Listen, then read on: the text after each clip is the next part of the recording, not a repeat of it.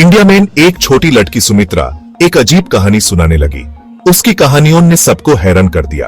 वो बहुत छोटी थी, दुनिया को समझने के लिए भी उतनी बड़ी नहीं थी। उसकी मासूमियत और बचपना उसके चेहरे पर साफ दिखाई देता था। लेकिन सुमित्रा की बातें आम बच्चों जैसी नहीं थी।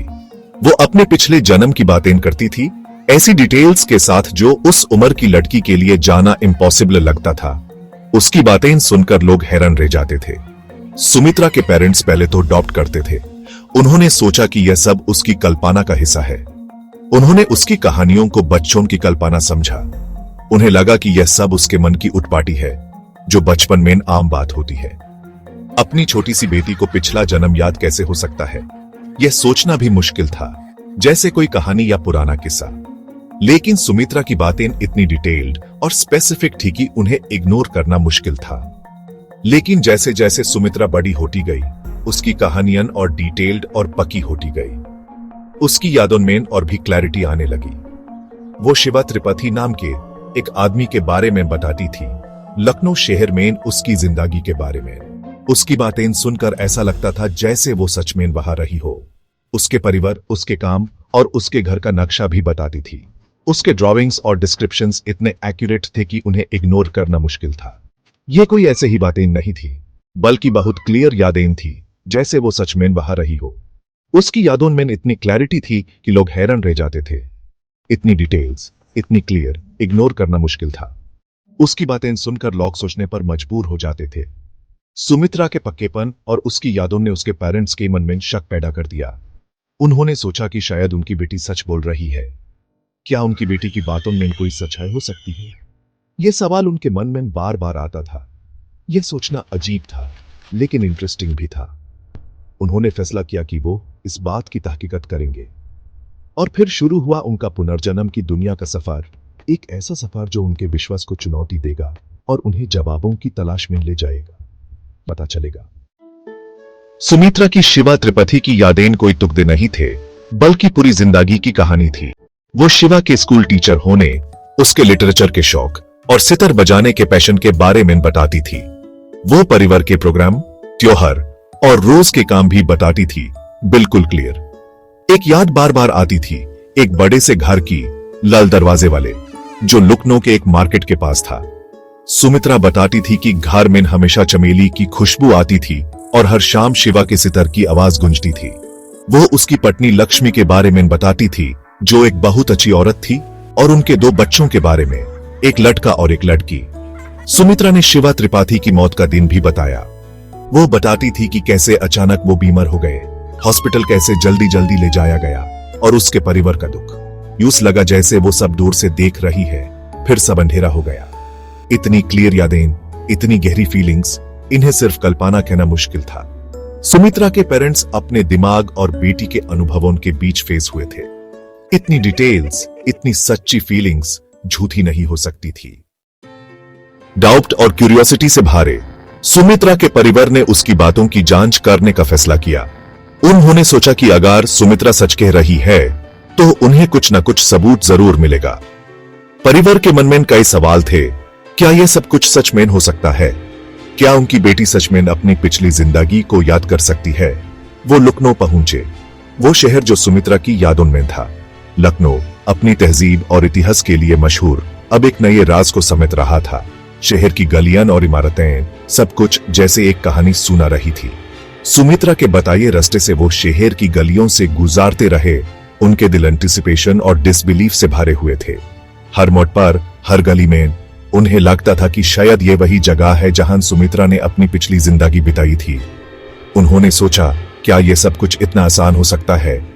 उन्हें वो लाल दरवाजे वाला घर मिल गया, बिल्कुल जैसे सुमित्रा ने बताया था। दरवाजा देखते ही उन्हें लगा जैसे उन्होंने एक बड़ा राज खोल दिया हो। पर क्या यह सिर्फ एक कोइंसिडेंस था? चमेली की खुशबू, पास का मार्केट, घर का नक्शा, सब कुछ बिल्कुल समय था। जैसे सुमित्रा ने अपनी यादों में बताया था, वैसे ही सब कुछ वहां था। उन्होंने सोचा, क्या यह सब कुछ इतना एक्यूरेट हो सकता है? अजीब से एहसास से भरे उन्होंने दरवाजा खटखटाया। उनके दिलदार और उम्मीद से भरे हुए थे। हर नॉक के साथ उनका दिल तेज धड़क रहा था। क्या उन्हें अपने सवालों का जवाब मिलेगा? एक बूढ़ी औरत ने दरवाजा खोला। उसकी आंखें हैरानी से बड़ी हो गईं जब उसने सुमित्रा और उसके परिवार को देखा। उसकी आंखों में जैसे एक कहानी छुपी थी, एक कहानी जो अब सामने आ रही थी। वो लक्ष्मी थी, शिवा त्रिपाठी की विडो। लक्ष्मी, जो अपनी जिंदगी के कई सालों से इस घर में अकेली रह रही थी, अब एक नए सच का सामना कर रही थी। वो उसी घर में रह रही थी, अपने पति की यादों के साथ, अनजान की उसकी कहानी एक छोटी लड़की दूर कहीं सुना रही है।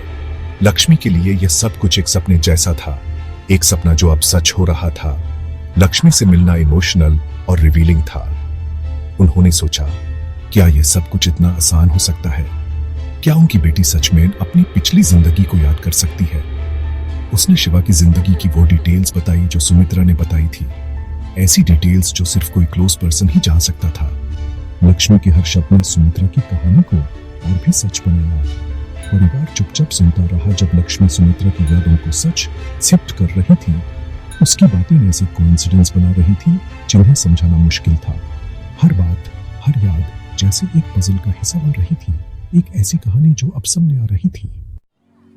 सुमित्रा की कहानी अजीब है, लेकिन अकेली नहीं है। सुमित्रा एक छोटी सी गांव की महिला, अपने पिछले जन्म की यादों को लेकर बहुत ही विविड और स्पेसिफिक डिटेल्स शेयर करती है।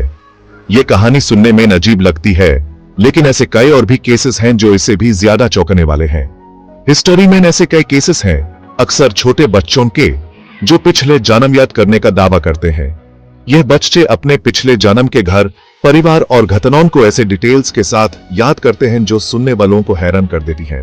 ये कहानियां अक्सर रूरल एरियाज से आती हैं जहां लोगों का बिलीफ सिस्टम और ट्रेडिशंस इन बातों को सपोर्ट करते हैं। इन बातों पर अक्सर डाउट किया जाता है, लेकिन साइंटिस्ट्स, फिलोसोफर्स और स्पिरिचुअल सीकर्स की बीच क्यूरियोसिटी और डिबेट भी होती है। कुछ लोग इन कहानियों को इमेजिनेशन या कोइंसिडेंस मानते हैं, जबकि कुछ लोग इन्हें कॉन्शियसनेस और ह्यूमन एक्सपीरियंस की डीपर एस्पेक्ट्स की एविडेंस के रूप में देखते हैं। साइंस और स्पिरिचुअलिटी के बीच ये एक ऐसा एरिया है जहां दोनों मिलते हैं और नए क्वेश्चंस उठते हैं। Doctor Ian Stevenson, university of Virginia के एक बड़े साइकाइट्रिस्ट, अपनी जिंदगी पुनर्जन्म पर रिसर्च करने में लगा दी। उन्होंने अपने करियर का बड़ा हिस्सा ऐसे केसेस को डॉक्यूमेंट करने में बिताया जो पिछले जन्म की यादों से जुड़े थे। उनका काम इस फील्ड में एक माइलस्टोन माना जाता है। वो दुनिया भर में गए, ऐसे बच्चों के केसेस को डॉक्यूमेंट और इन्वेस्टिगेट किया जो पिछले जन्म याद करने का दावा करते थे।